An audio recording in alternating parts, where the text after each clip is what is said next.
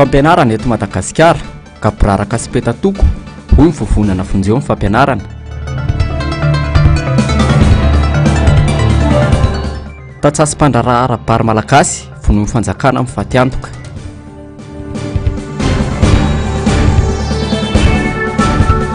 Raharam-pirenena tsy azo ekena ny fikasana hikitika lalam-panorenana raha toa ka marina izany. Tato anatin'ny volana maromaro izao dia voatontonina matetika ny tafika malagasy manoloana ny olana ara-politika misy eto amin'ny firenena. Tato anatin'ny ora maromaro dia ny amafy ny tsindry iantsona ny tafika andray andraikitra, andany ny fehiny filazana fa fanakorontanana, ankilany tsy anaiky atao ery famoretana fa andray andraikiny hiaro ny vahoaka sy ny fananany. Misy fiantsina atao amin'ny malagasy hoy ny Général Désiré Ramakavelo, tsy tokony ataony tafika izany. Tonga ny fotoana tokony andraisan'ny tafika andraikitra hoy ihany ity ministry ny fiarovana teo aloha ity. Ny tranga misy amin'izao fotoana izao dia tranga efa nisy teto amin'ny firenena. Tadidra raha nisy ny zavorovory tamin'ny 2007 dia ny vahoaka mihitsy ny antson'ny folo alin-dà handray anjara, dia namaly ny folo alin-dà dia nisy ny filaminana tao anatin'izay. Tamin'ny 2007 nisy namono ny filoham-pirenena, namaly ny antso indray ndraikitra ny maramila dia nipetraka ny direktoire manao fifidianana. Tamin'ny 2010 fatatrikatara nisy ny savorovoro nandray andraikitra ny maramila dia nisy ny convention de panorama 31 octobre 91. Apatsahivy zany rehetrarehetra zany satria iresaka maramila mantsitsika dia tsy maintsy apatsahivony zany.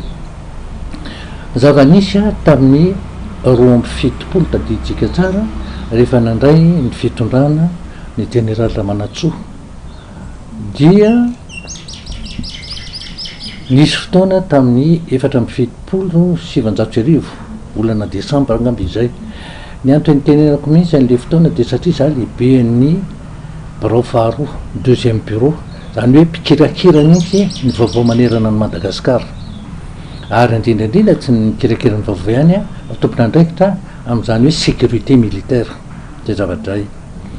Tamin'izany vanim-potoana zany rehefa nitondra ny Général Ramanatsoa dia nisy taratasy zay napetrany, azo lazainy hoe taratasy miafina ihany izy io kanefa efa misy mahalala. Inona le taratasy? Le taratasy dia hoe raha misy ny tsy fahafahany hitantana ny firenena hatramin'ny farany amin'le fotoana nangatahany dia misy ray amin'ireo le ministra miara-miasa amin'ireo nomeny toloran'ny fahefana. Mazava ho azy fa miteraka ataontsika hoe ampopo angambany na hoe tiaka ny toerana zay zavadray. Fa adosona ve nanao an'le taratasy tsy haiko za tsy afaka hiteny hoe marina na tsy fa nisy zany tamin'ireo le ministra ireo voalazany.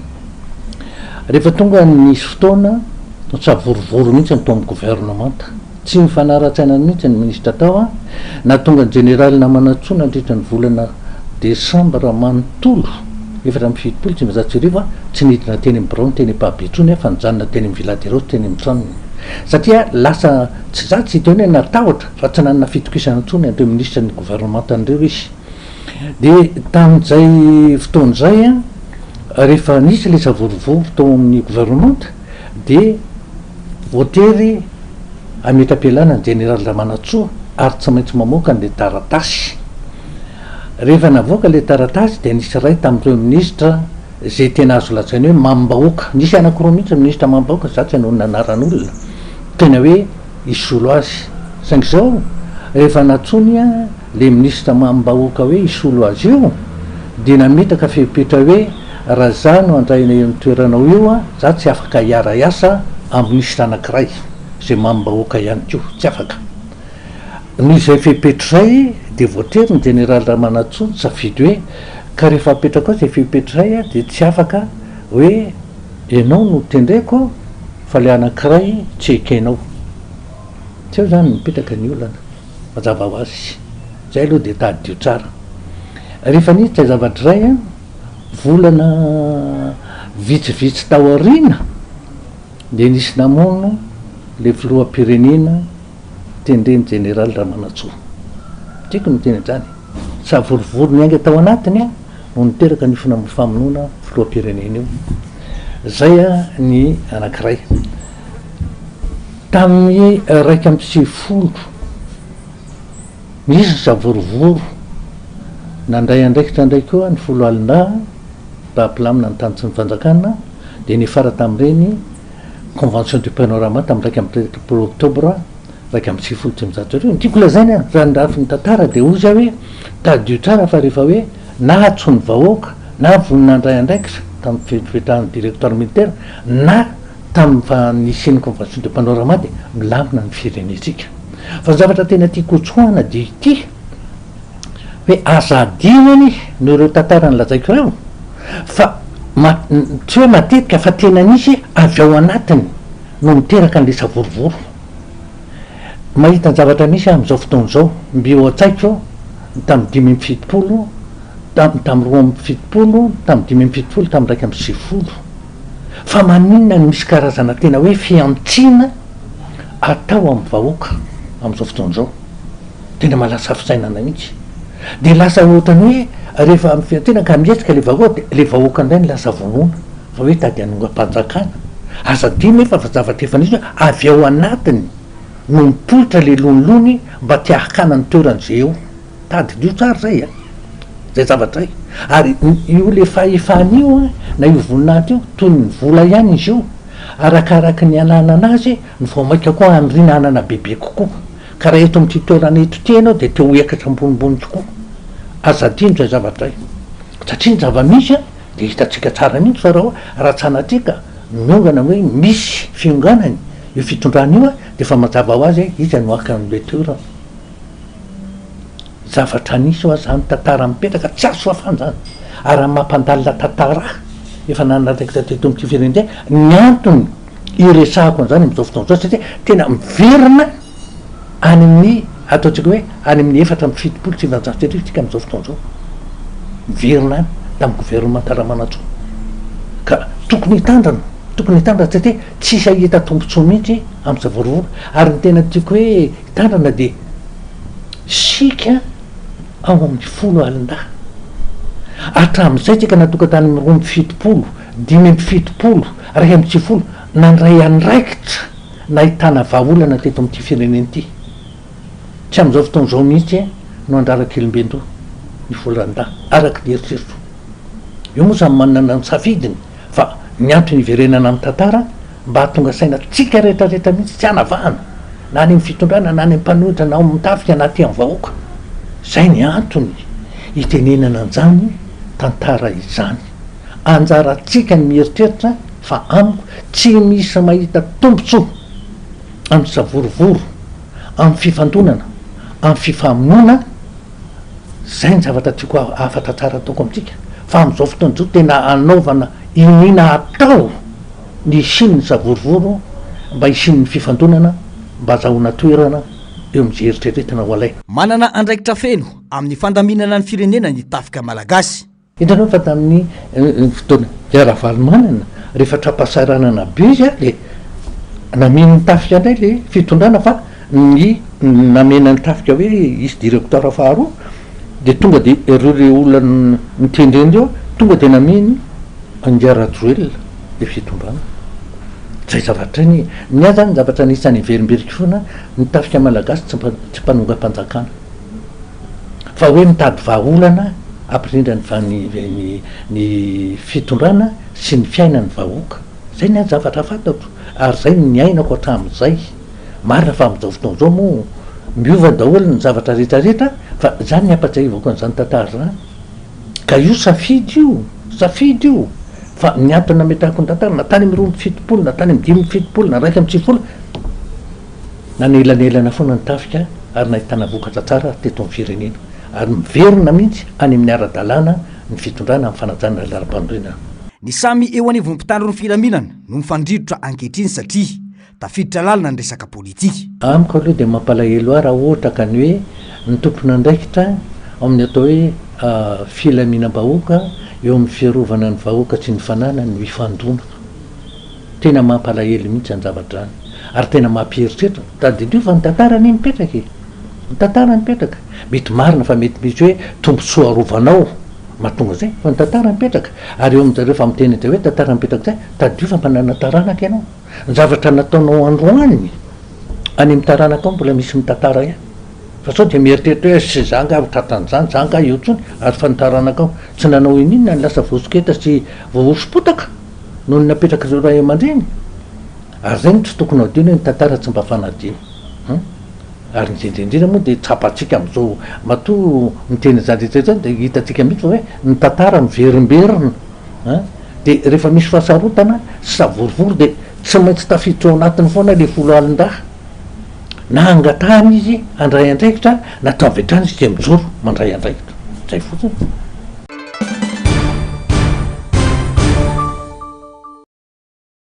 tato anatin'ny volana vitsivitsy izao dia mandeha ny feo fa misy fikasana ikitika lalam-panorenana ka irosony malagasy ao anatin'ny fitsapakevim-bahoaka tsy izay fikasana anova lalam-panorenana izay no ratsy hoy ny filoam-piara-mitantana eo anivony Antoko MFM fa ny fikasana anitsy ny andininy mamaritra ny fepitao-piasan'ny filoan'ny repoblika ny Madagasikara izao mpitondra fanjakana izao ihany no nametraka lalam-panorenana itondran'ny firenena amin'izao ny volana Desambra 14 ka tsy tokony izao fitondrana izao no ikitika izay noraketiny sy nekeny fahalalana faratampony nataony ifehezana ny tany sy ny firenena ho iatrany ny fanehoan-kevitra tsy azo ekena ny fikitihana lalam-panorenana raha article 163 anatin'ny constitution ka analava ny fepitao-mandahany fiasany indray no atao fa azo kitihana io voalaza ny article 162 eo anatrehany filan-kevitra ministra izay le nresahako hoe afaka mifampiresaka inona ny zavatra tsy mety eto amin'ny firenena de mifampiresaka tsy azo ekena ny fikasana ikitika lalam-panorenana hoy kosa i Serge Zafimahova izay nanamafy fa vonina itsangana ny tenany anohitra izany tsy azo eritreretina ny mbola fikasana ampijaly ny vahoaka malagasy ao anatina taona maro avy hoy hatrany ny fanamafisana everina ngamba fa mitovy amin'ny daholo ny olona rehetra tsy manana fitiava-tanindrazana le fitiavana-tanindrazana resahako io tsy nationalisme zay manko manahirana n'le hoe fitiava-tanindrazana le fitiava-tanindrazana manko sady midika hoe nationalisme au patriotisme fa ny le fitiava-tanindrazana resahako patriotisme ny resahako fa tsy nationalisme efa fantatra ny zao hoe misy tady fanovana ony lalam-panorenana io fa ny sasany zany mieritreritra mbola anao mandat tsy fantatry firy zala tsy ho tafavoaka am'izany ninino natao le lalam-panorenana tsy maintsy soloina satria tsy miady io lalam-panorenana io fa hoe ahafahan'ny filoam-pirenena hoe anao mandat tsy fantatry firy tsisy anaiky an'izany eto aleo azavo za aloha de efa miteny Dembelo fa anisan'ny tsangana am'izany anohatra an'izany lalam-panorenana hoa tsy maintsy hovaina tsy miady io lalam-panorenana io fa zararotiny hoe lalam-panorenana hovaina de hoe hovaina koa ny isan'ny mandanao tsisy anaiky an'izany eto ya tonga de tsy piako zay asakasaky zay anaiky fa oetitsika hita mirosoany amin'ny fanjakan'olo tokany Madagasikara raha ny zava-misy ankehitriny ho iatrany ireo mpanao politika izay miantso ireo mpanao politika mitovy amin'izy ireo irahiny ka tsy hijery afa-tsy ny tombotsoan'ny malagasy ny firenena ampandevitra ny ambopo sy ny lonilony politika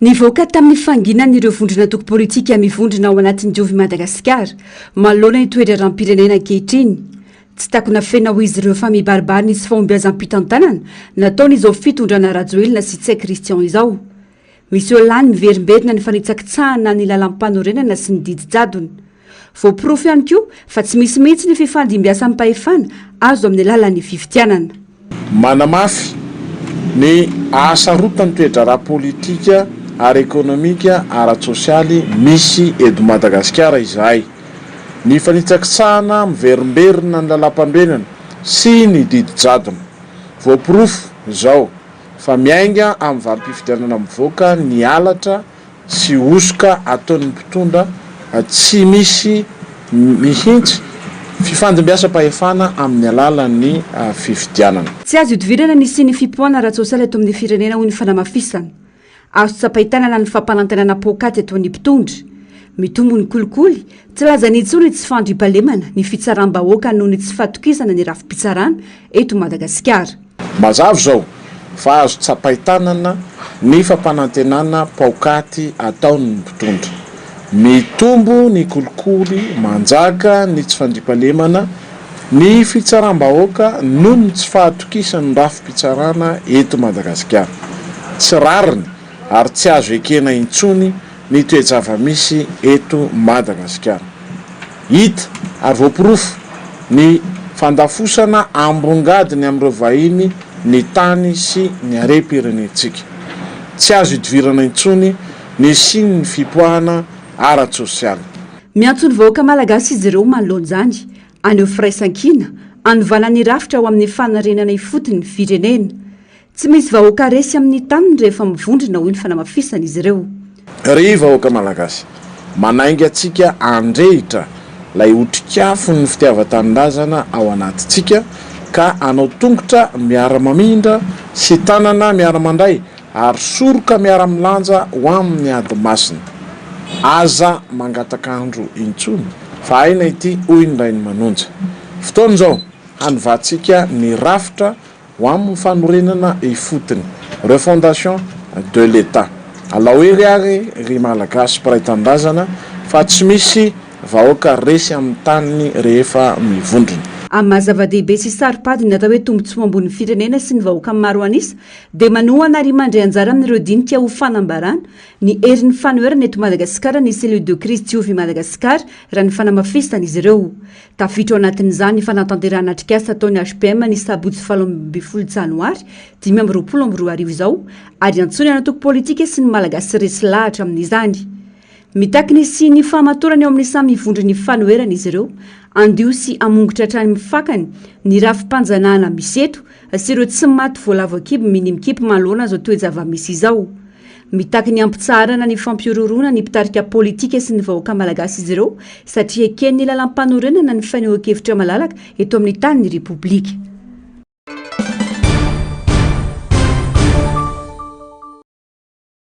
Herinandro izay no lasa ny amin'ny fampanantenana nataon'ny fanjakana fa idina ny vidim-bary afaka iray volana. Fanapahan-kevitra tsy voadinika satria sady amon'ny tantsaha no amotika ny mpandraraha malagasy madinika arabary izay mifototra amin'ny vary eto an-toerana. Ny fa efa mividin'ny malagasy no tokony ikaroan'ny fanjakana vahaolana ny ampiakarana azy fa tsy ny fanafarambary no atao laharam-pahamehana hoy ny solom-bavambahoaka Andriamampandry Totosoa. Tsy nisy ihany koa izao olana izao raha nahay ny tsinjolavitra ny mpitondra fanjakana ka nanome tantsoroka ny sehatry ny fambolena ho iatrany ny fanehoan-kevitra.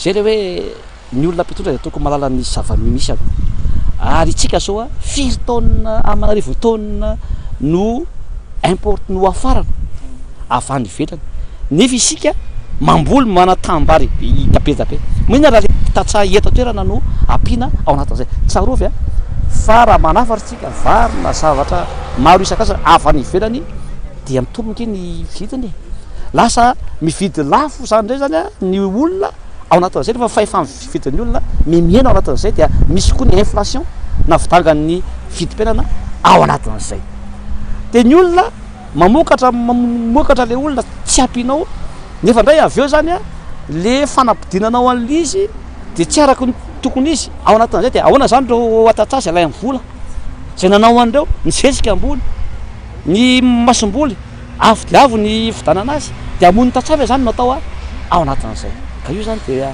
manao antso ava hoe ny asa famokarana atao efa impiry izay no ny tititeny an'izay asa famokarana anatiny dia tokony ahopana amin'izay ny laharam-pahamehana sy ny teti-bola mpanjakana fa raha tsika mbola manafatra fanivenana dia mividy lafitsika dia vao maika tsika hijaly ny sandy-tabolantsika tena mitotongana raha mbola manafatra varitsika na manafatra zavatra hafa akoatra ny vary eto Madagasikara fa alohantsika mamokatra amin'natiny ampiana daholo reo mpanao asa tanana sy mpamboly rehetra eto Madagasikara dia reny angano no ampiana dia lasa mivelona anatiny tsika dia mively tena daholo ny olona ny lasa itsika re zany no miexporte fa tsy manafatra itsony zany tsika ao anatin'izay zay nge ny tanjony raha tiana zany tsika hoe aleo tena ara-tsakafo sy aleo tena amin'ny zavatra rehetrarehetra dia tokony itsika no anondra fa tsy tsika indray zany a no anavatra zavatra avy any velany. Raha ny fantatra nametraka ny voamera iombonana task force iantoana ny fisian'ny vary eny an-tsena sy ifehezana ny vidin'ny vary ny fanjakana amin'izao fotoana.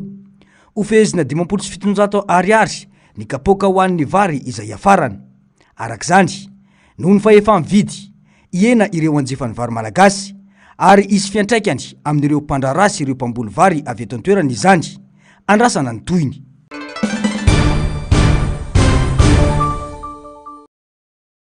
Ny ena ny vokabary ho an'ny vary aloha tamin'ity tompidinjana ity raha ny fanadiadiana. Raha toka 500 kilao no vokatra niakatra ho an'ny ketsandrery dia ny ena 20 kilao izany amin'izao. Milafika ihany koa ny vary ka voatery tsy maintsy dinjana maintso. Ny tsy fisian-drano no tena olana goavana tamin'ity tompambolena ity hoy ireo tantsaha. Tsy voajery ny fanjakana ny tena olana atrehana amin'ny volovary toy ny fifehezana ny rano ka mahatonga ny fitotongana ny vokatra ho toy izao hoy ny fanamafisana. Isan'ny rano dia lama maintso ny vary.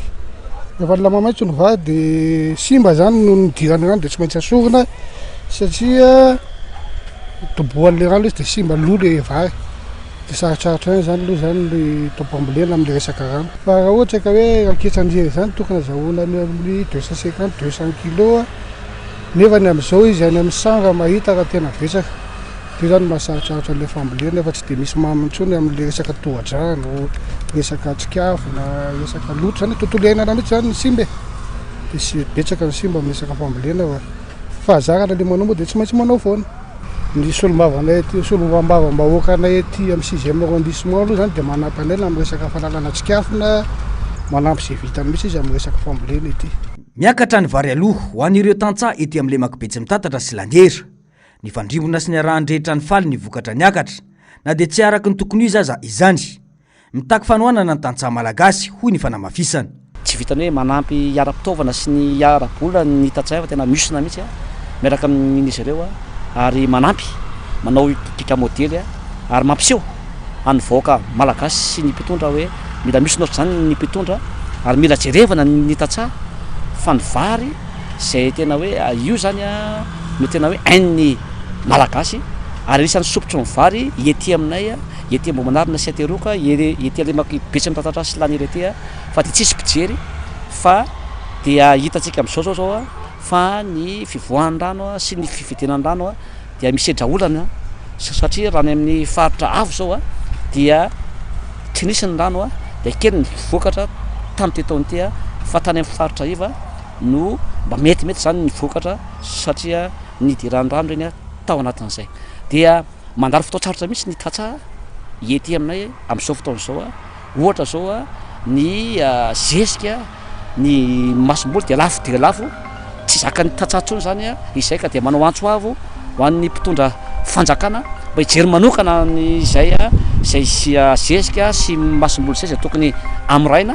Eo ihany koa zany ny karaman'ny mpiasa izay tena tsy zakany tantsaha fa vola daholo zany satria raha tsy tena zao ny mijinja vary zao amin'izao fotoana zao na ny karama sakany ny tantsaha amin'izao dia eo ny 7 000 ariary ka hatramin'ny 15 000 ariary ny karama olona ray ao anatin'ny ray andro dia hitantsika an'izao fa vola daholo zany miala ny tantsaha ao anatin'izay koa dia manao antso avo ho an'ny mpitondra ho an'ny malala-tanana rehetra mba hanampy ny tantsaha fa raha tsy isan'ny tantsahantsika inge tsy misakafo ao anatin'izay. Zara raha miaina ny tantsaha malagasy izay tsy hahafaty sisa no atao hoy hatrany izy ireo. Ny zezika efa lafo, ny masomboly manahirana, ny tatatra any mba mandeha mitsentsina, tsy misy hitan'ny fanjakana nefa ireo fa zary ny solombavambahoaka mpanao lalàna no lasa manao ireo asa tokony hosahan'ny mpanatanteraka. Azahoan'ireo tantsaha mijinja vokatra toy izao hoy hatrany ireo tantsaha.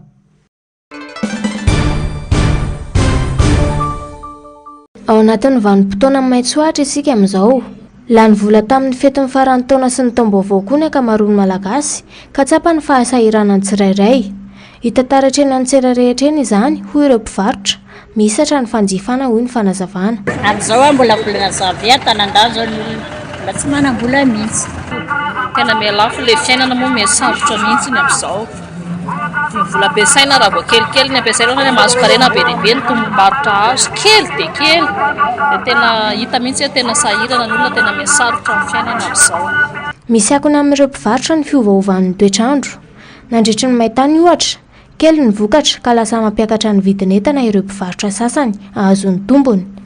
Ao anatin'izao rotsakoran'izao indray, niakatra ny fakana entana ary voatery mampitombo ny vidy amarotany azy indray koa ireo mpivarotra. Ny aminay fa ny entana taminay nandro mihitsy misy fiantraikany satria tsisy entana miafaka miakatra. Eny nisy vokany satria raha taorianan'ilay orambe zao nangalanay tsaramaso mbola 505 taoriana après vita nitsahatra ny olana dia efa eny 500 tonga dia 5000 be zao ny elanelana. Tena misy effet-any mihitsy le izy satria na le lalana déplacement vokatra raha teo moa tsisy satria maina ny tany dia tsisy mihitsy. Raha ny zava-misy aty an-tsena, sarotra ny idinan'ireo vidin'entana na ireo entana andavanandro na ireo vokatry ny fambolena sy ny fiompiana. Mbola voiakatra zao vidin'entana satria voamboly. Tsika inge zao vao manomboka ny orana. Tsy antenaina araka izany ny idinan'ny vidim-piainana. Vao hiditra taom-pambolena manko ireo tantsaha. Ankoatr'izay anefa fantatra fa hiatra manomboka amin'ny faran'ity volana ity ny fiakaran'ny vidin-dasantsy.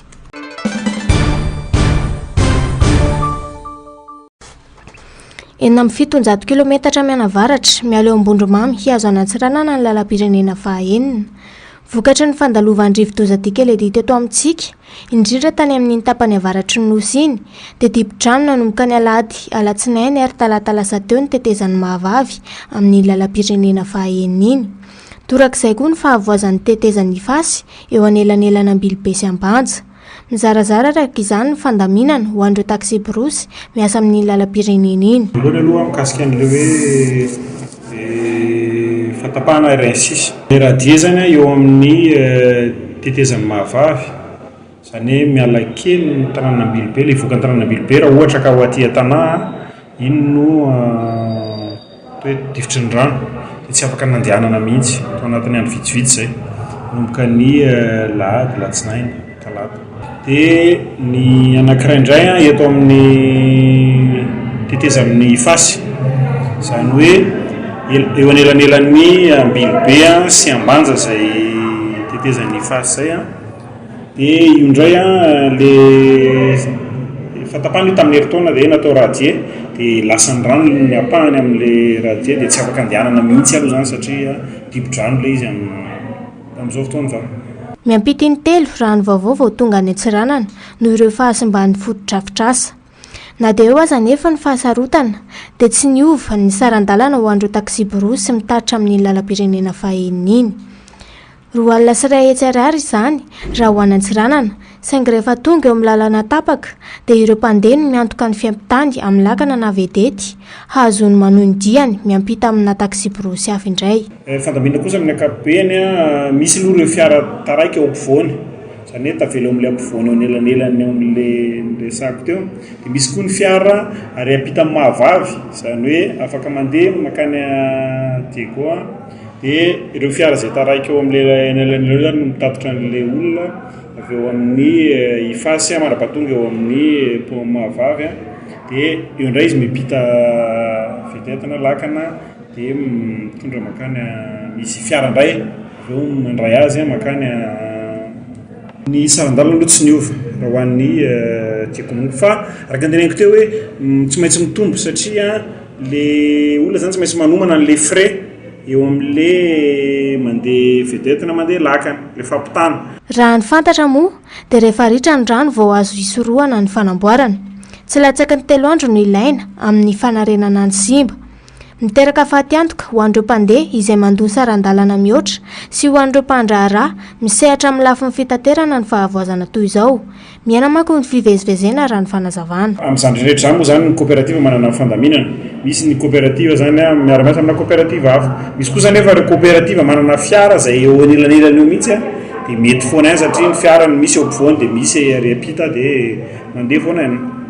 Mety hoe tombo mampitombo fotsiny ngamba amin'ilay resaka fandaniana dia aloha ilay fotoana dia le sarany eo am'le fampitana no tsy maintsy alohan'ny mpandeha zany raha ohatra ka hoe apita am'le tetezany fasina mahavavy. Simba ny akamaroan'ireo lalam-pirenena rehetra mampifandray manerana ny nosy. Ny amafy izany faharatsy ny lalana izany amin'izao fahabetsahan'ny orana izao, indrindra vokatry ny rivo-doza Dikeledi. Raha ny fanazavana, mbola tsy nahitana fanamboarana mivaingana ireny lalam-pirenena simba ireny, hoy ny fanazavana. Ny resaka lalana aloha indrindra amin'izao le avy orana izao ohatra hoe ny RN2 aloha zao hitantsika io manomboka eo ny ranomafana ka hatrany Ampasimadinga Tomasina dia lasa mafimafy kely rano. Eo ihany koa ny RN4 dia ny RN6 moa efa resahany eto foana hoe manomboka eo Ambondromamy ka hatrany Ambanja. Tena mafy dia mafy manala an'io zany amin'izao fotoana izao aloha indrindra rehefa misy an'ilay orakorana kely teo iny dia mafimafy kely le rano zany satria. Ny tombo araka izany ny fotoana lana eny an-dalana, tsy maintsy jerena akaiky sy matetika ny fahatomombanan'ny fiara isorohana ny fahasimbana eny an-dalana ihany. Miteraka fahatiantoka ho an'ireo mpandraharaha amin'ity sehampitaterana ity izany. Amin'izao moa koa izao hoe adiny 9 mazanga amin'izao. 16 heures du temps. Aloha nefa tamin'ny lalana any izy adiny 10. Fanimana moa fanimana ny tena misy. Entretien tsy maintsy atao lasa endana be. Tsy ireo lalam-pirenena ihany ny potika fa hatramin'ireo lalana an-drenivohitra dia simba avokoa, kanefa tsy ahitany mpanamboarana izany hatreto. Ny fitaovam-pahavaratra nefa ity vao manomboka. Tany amin'ny 1.7 kilometatra atsimo somary atsimo andrefan'ny Fokapy no nisy ny foiben'ilay cyclone tropical intense Dikeledi. Ny maraina teo tamin'ny 6 ora raha ny fampitambavao ny météo. 7 kilometatra isan'ora ny rivotra miaraka aminy, ary raha ny tafiotra 4 kilometatra isan'ora manakaiky ny foibe iny. Ny kisakaingana ny anatsimo atsinanana izy ka nafaka raiky amin'ny 3 kilometatra isan'ora. Foana ny filazana loza mikasika ny rivodoza satria manalavitra ny morontsiraka hatrany Dikeledi, saingy mitony rotsakorana ho an'ny faritra atsimo sy atsimo andrefana ato anatin'ny 2 andro manaraka. 20 hatramin'ny 100 milimetatra ny rotsakorana andrasana ao anatin'ny 420 ora. Nahazo famitandremana amin'ny loko mena nanomboka ny tolakandro teo hatramin'ny sabotsy sy 12 janoary ho an'ny faritra atsimo andrefana sy androy. Famitandremana amin'ny loko maitso mavo kosa ny an'ny faritra Anosy sy distrika ny Akora, Mitonga Atsimo, Betroka ary Vaingandrano ho an'ny Rampitso Zoma 17 janoary. Tombana nahitatra hatramin'ny sabotsy 12 janoary 2022 zany ho an'ny faritra Anosy. Mety isy ny fikorontanana samandry rano davanandro, fiandrona ny rano amin'ireo toerana moratongotraka, fiakaran'ny rendrano ary fiotsahan-tany sy ny lalana amin'ireo toerana marifo.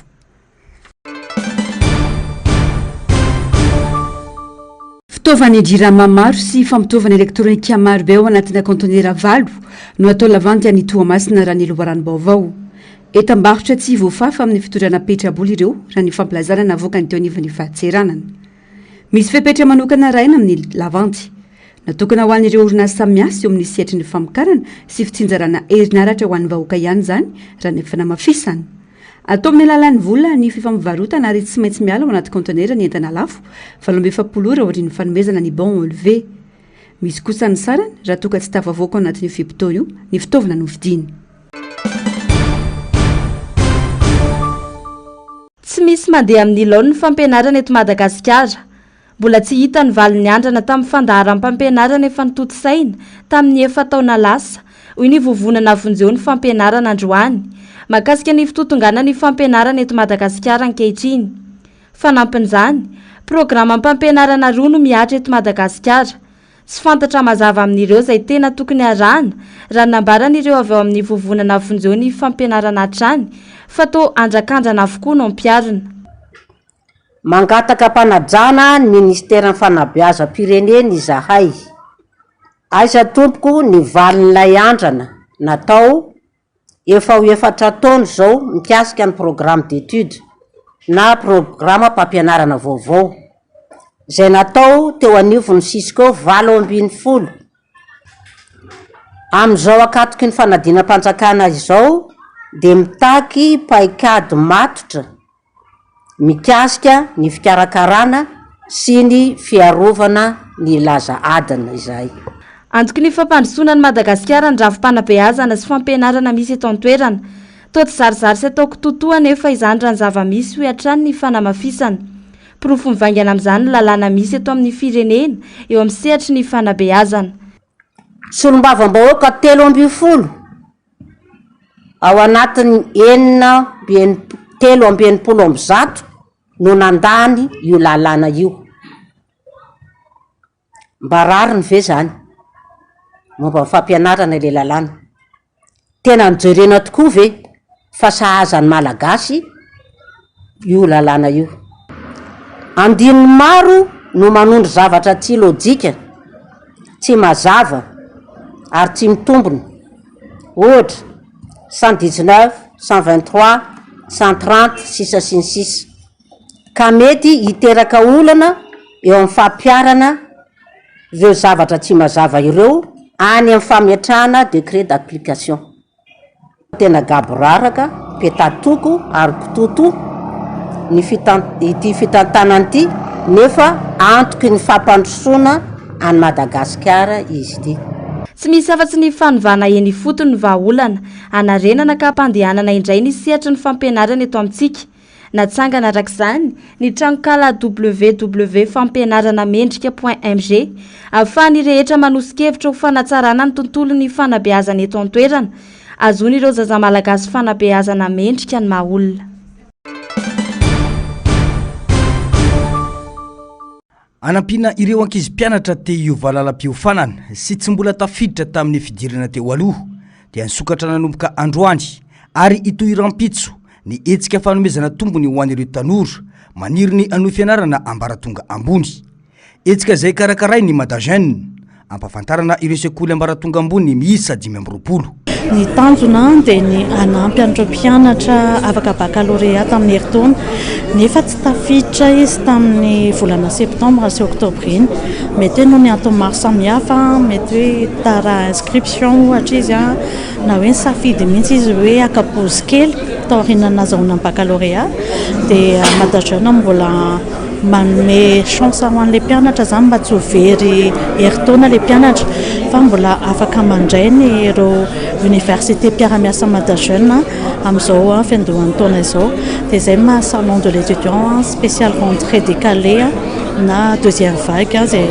karakaray Madajeune eto amin'ny Le Pavé androany alakamisy rampitso zomany salon atsika mandritra androandro manomboka amin'ny sifika hatramin'ny 5 tsy miato dia tsy misy vidibidirana koa ety fa afaka tonga ety daholo tsika mpianatra zay mbola tsy nahita an'izay fianaran'izay eo ihany koa reo mpianatra mety hoe diso lalam-piofanana izy dia safidy hafa indray izy ohatra na ihany koa reo mpianatra te hiova toeram-pianarana mihitsy izany hoe université mihitsy dia mbola afaka tonga ety amin'ny salon ihany koa ary izay koa mandritra an'ilay 2 andro mandray ireo mpianatra izay maniry hanao test d'orientation gratuit mandritra an'izay 2 andro izay dia izay miandra ireo mpianatra rehetra izay liana amin'izay ety amin'ny Le Pavé tsy ireo université fianarana eto an-toerana ihany no hita eto fa misy ihany koa taridalana ho an'ireo maniry andrato fianarana any ivelany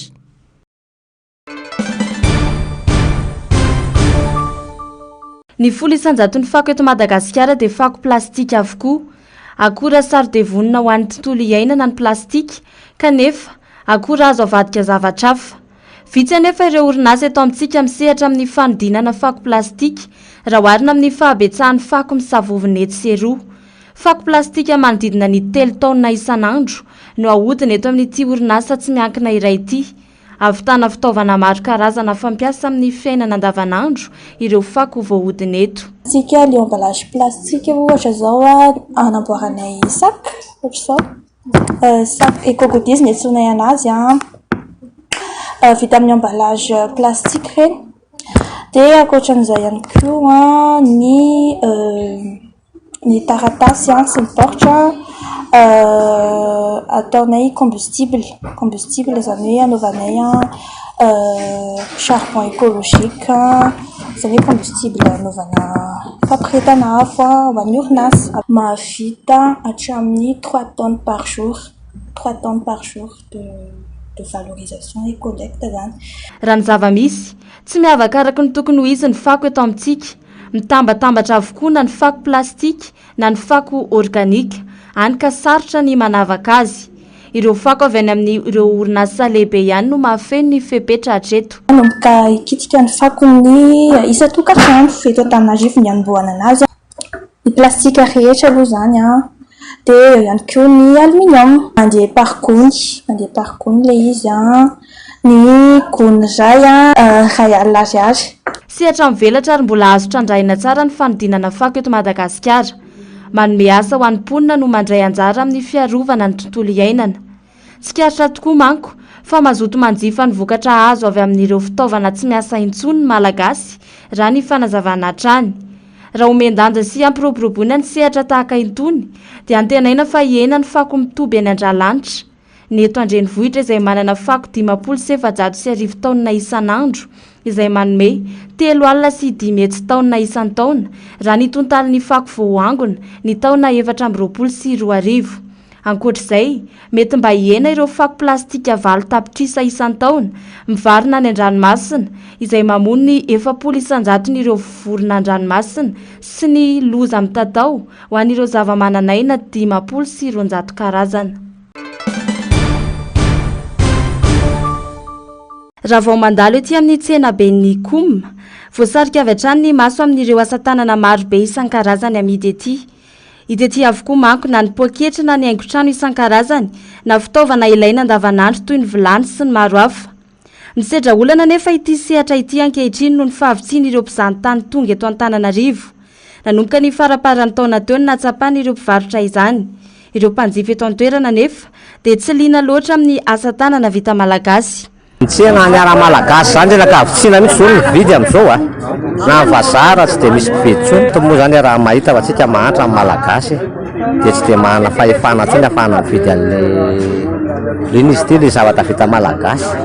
Tena tsy misy tsena mihitsy tsy hay hoe tsy fisin'ny mpizahatany aloha ny tena siblenay amin'ny ara malagasy fa ny malagasy mbola tsy tena voasitona amin'le tena ara malagasy fa kafotsiana ihany zany le malagasy tena hoe voasitona amin'le izy fa ny tena mpizahatany mihitsy zany tena siblenay amin'le resaka ara malagasy. Raha ny vidiny no jerena dia azo lazaina fa mirary raha oharina amin'ny fahasarotana sy ny fahasahiranana tamin'ny fanamboarana azy alafo ny akora raha ny fanazavana hatrany. Maniry arak'izany ireo mpisehatra amin'ity asa tanana ity mba hanomeza ny fanjakana lanja ireo mpisehatra ifotony mba azony mampiroborobo kokoa ny tsenam-barotra. Ny hetaheta aloha zany dia le tena lalam-barotra mihitsy zany tena mba hetahetanay hoe mba mahita lalam-barotra zay voan'le asa tanana mba ho tsaratsara prix zany le izy fa tsy onona fotsiny eto toerana. Fa raha eto toerana zany le izy tsy mahavelona fa le hoe mivoaka zany hoe tena hoe ohatranay sao hany mivarotra manao ambogady zay dia ny any Masanga Tamatavy Kiliara reo nefa manana kiliany koa mivoaka fa ny anay zany tena isanina mihitsy hoe tena hoe manana lalam-barotra mivoaka mihitsy zany zay tena mba hetahitanay. Raha tsy dia liana loatra amin'ny vokatra malagasy isika eto an-toerana mankafy izany kosa ireo teratany vahiny. Mitentina 1,747 alina sy ray hetsy sy 3 tapitrisa faingo 430 euro ny sandan'ny fanodranana vokatra asa tanana malagasy tamin'ny taondasa. Araka ny angon-drakitra avy amin'ny ministeran'ny fizahantany sy ny asa tanana ka i Frantsa no manjifa lehibe indrindra ny asa tanana malagasy amin'ny ta 430 isanjato ny fanodranana, manaraka azy Espaina sy Italia. Olana tateo aoriana ny trangan'Orohorontany nanana maritra fito faingo telo nahafatesan'olona 420 sy naharavandremitra Port Vila dia niatrika fifidianana solombavambahoaka mialohan'ny fotoana ireo mponina ao Vanuatu androany. Tsy mety ao amin'ny Vanuatu tsy fahamarina toerana raha politika miatra amin'ity firenena amin'ny Pasifika ity efa 40 taona izao. Teo anelanelan'ny taona 177 ka hatramin'ny 720 ohatra dia indroapolo niova Prime Ministre Vanuatu. Tamin'ny taona 13 dia nisy fotoana nioviny telo ny lehiben'ny gouvernement tao anatin'ny ray volana. Nofoanana ny volana Novambra tamin'ny taondasa ny parlement tamin'ny Vanuatu raha nikasanao fitsipaham-pitokisana hanonganana ny Prime Ministre Charles Salway. Solombavambahoaka 20 no vidiana androany. Hitoetra eo anivon'ny parlement mandritra 9 taona. Ahitana mponina 2 alina sy 3 hetsy eo an'ny Vanuatu ary sokajiana ho isan'ny firenena tena marefo ka manano maro fanampitrotraka ny loza voajanahary ny toe-karena tsy mitsaha mitotongana ary voka-dratsy ny fihafanan'ity tany ity fifidianana parlementaire mialoha ny fotoana atao any an-toerana androany ity.